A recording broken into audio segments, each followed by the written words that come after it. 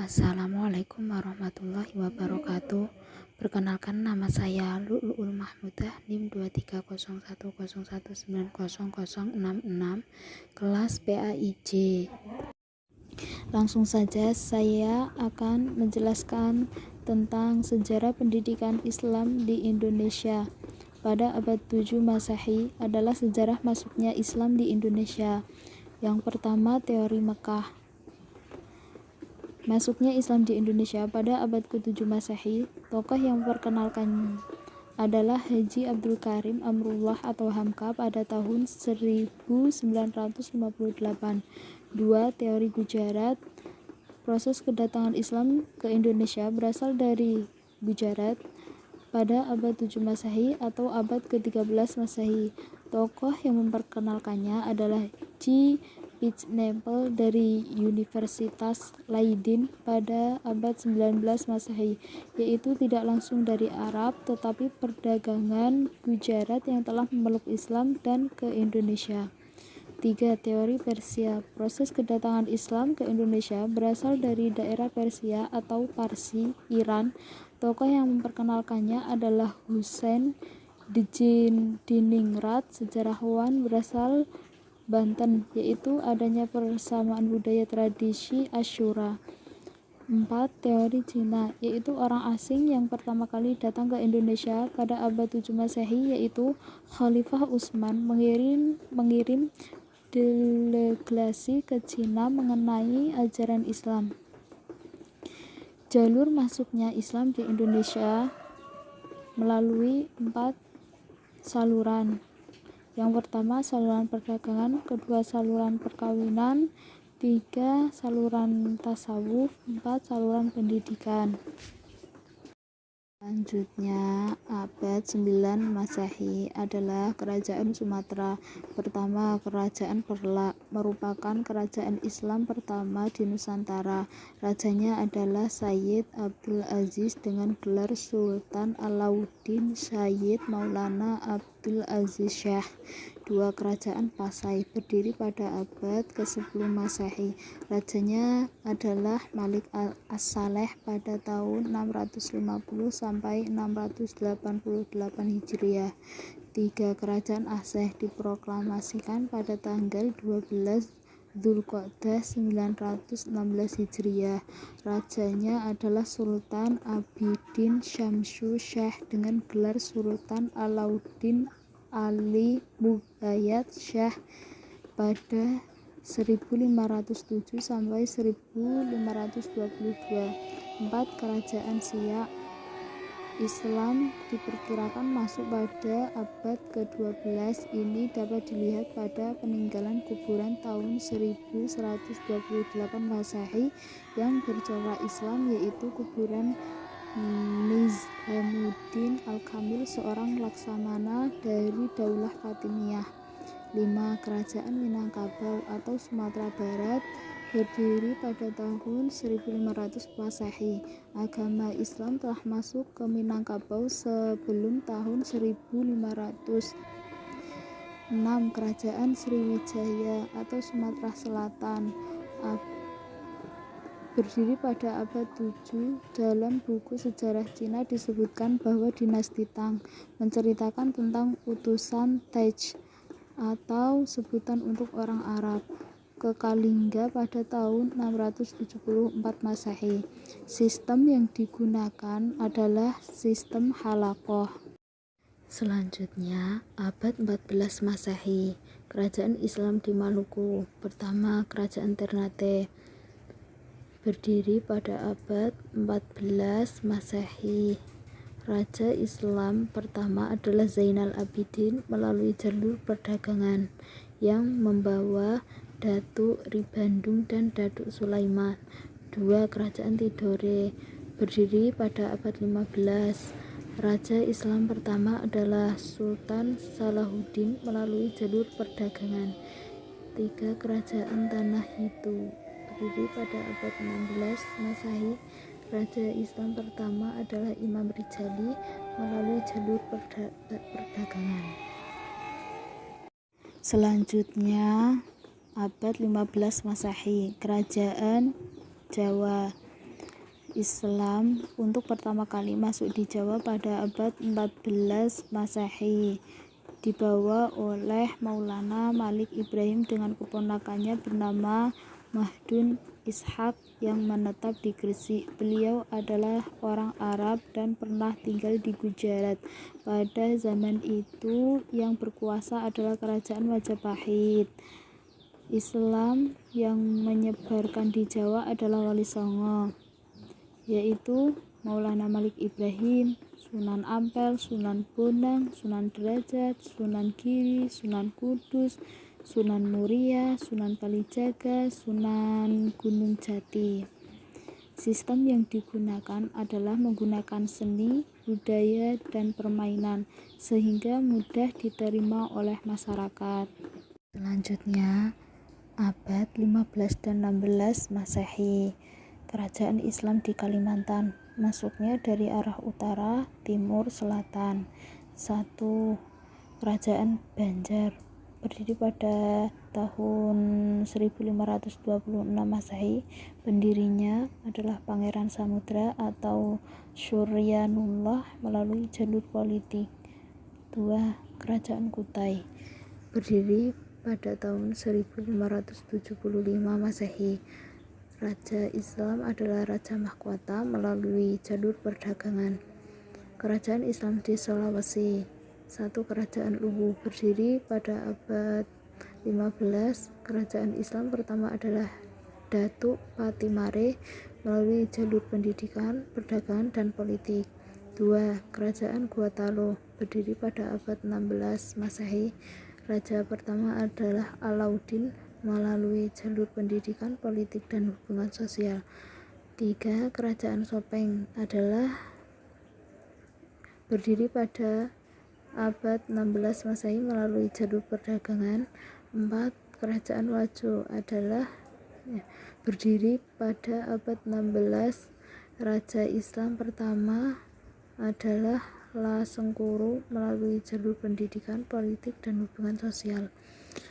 5. Kerajaan Bone berdiri pada abad 16. Raja Mahkota melalui jalur perdagangan. Selanjutnya pada tahun 1595 Masehi adalah sejarah singkat Belanda masuk di Indonesia.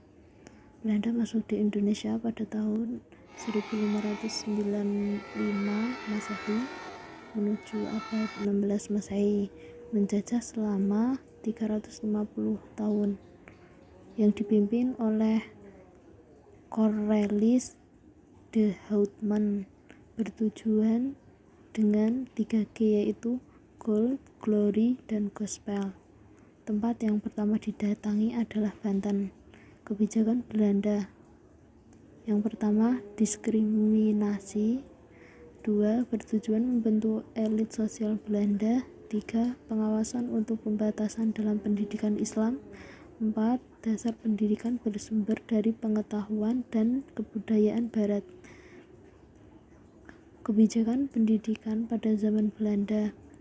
Pertama, materi yang dikaji, fikih dan nilai. 2. Tujuan pendidikan membentuk ulama menjadi pemimpin. 3. Belajarnya teacher center.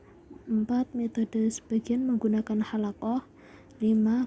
Guru seorang ulama, kiai atau mursyid. 6. Terdapat kebangkitan ulama oleh Nahdlatul Ulama pada tahun 1926. Selanjutnya, tahun 1915 Masehi adalah Madrasah Diniyah.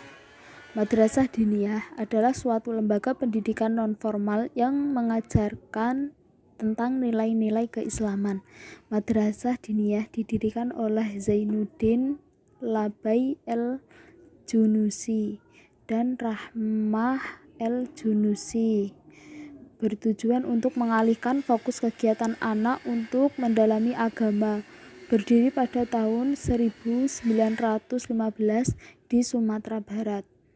Konsep pembelajaran Madrasah Diniyah. Yang pertama, materi mencakup nilai fikih, tauhid, akhlak, Al-Quran, dan hadis, dan lain-lain. 2. Kelas seperti awaliyah sama dengan SD, wusta sama dengan SMP, kuliah sama dengan SMA. 3. Kurikulum.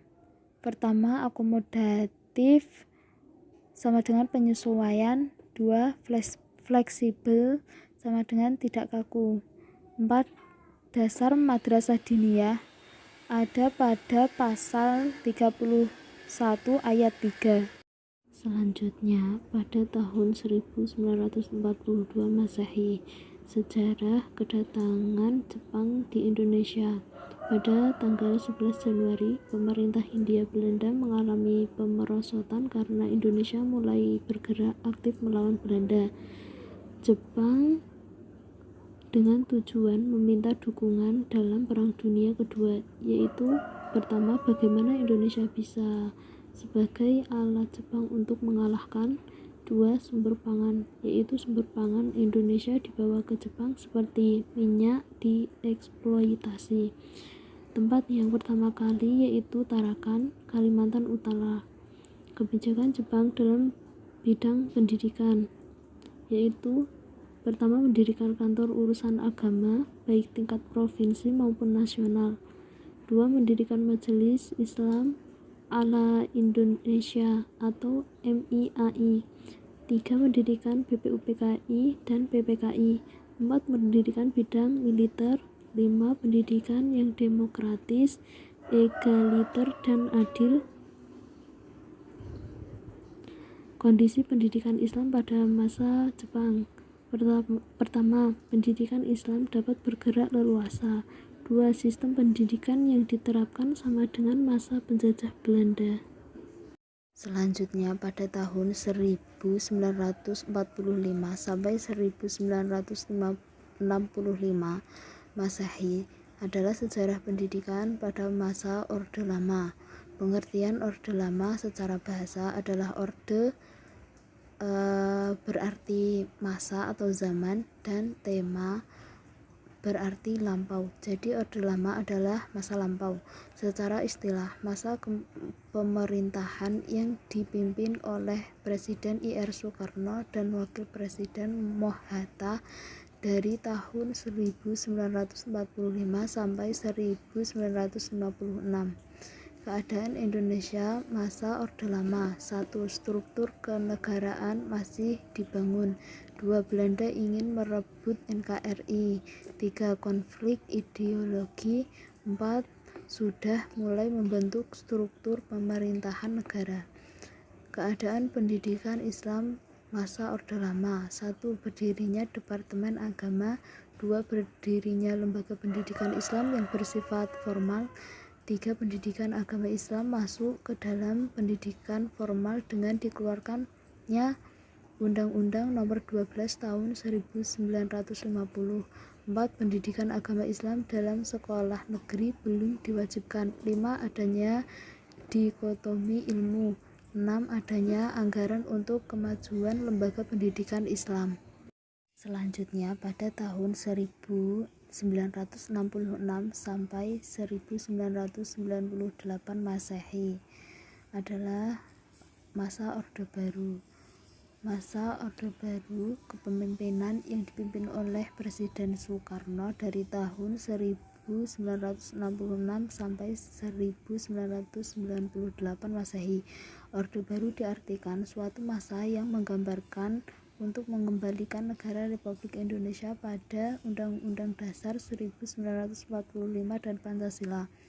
Keadaan Indonesia masa Orde Baru.